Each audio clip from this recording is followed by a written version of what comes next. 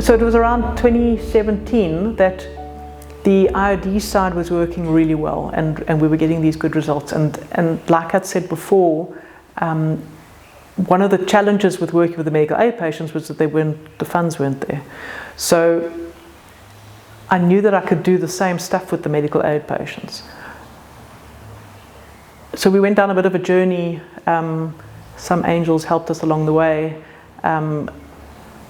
But we created a product called BNAP, so the Back and Neck Assistance Program.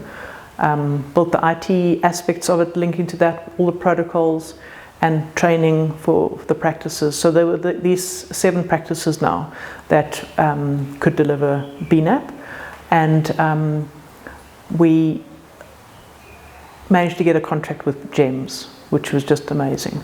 So we started a contract with them middle of 2018, and also with BestMed. And so from there, we really started seeing the difference that we were making with these patients. These were patients that up until now hadn't really had access to a decent chunk of rehab, because physio funds are limited. There aren't often any OT funds, so these patients were now, and we were starting to get such amazing results and such lovely stories from the different practices, and that's basically gone from strength to strength, us working with those existing practices. And then when in 2019 COID's cash flow just dried up, BNAP was there to help us through. And that's, in terms of a practice, it's very risky just having one income stream. You want to try and have 2 or 3, so that things can help you through when one dips. So BNAP helped get workability through, as well as the practices.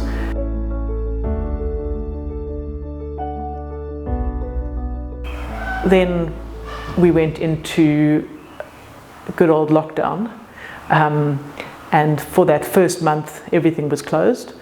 And then, because we're essential services, the practices started opening again. There wasn't any injury on duty work around because all the employers were closed, but there were BNAP patients. So those patients started coming through, and it was then that we started doing a lot of marketing, saying we're now open for business, because we're now ready to be able to take on more practices. From the funders' side, it's all about access. Patients have to be able to receive the care. So it's no good them having a fantastic offering, but then patients, there's nobody near them. So at every meeting, the funders always say, access, can my patients get to you? So we've now started taking on practices, and we've got such amazing practices that are busy joining, and we're starting this next sort of phase of really helping these practices to now be able to see patients that they may not have been able to see before because of finances, and then hopefully to grow their practices, and boost their turnovers.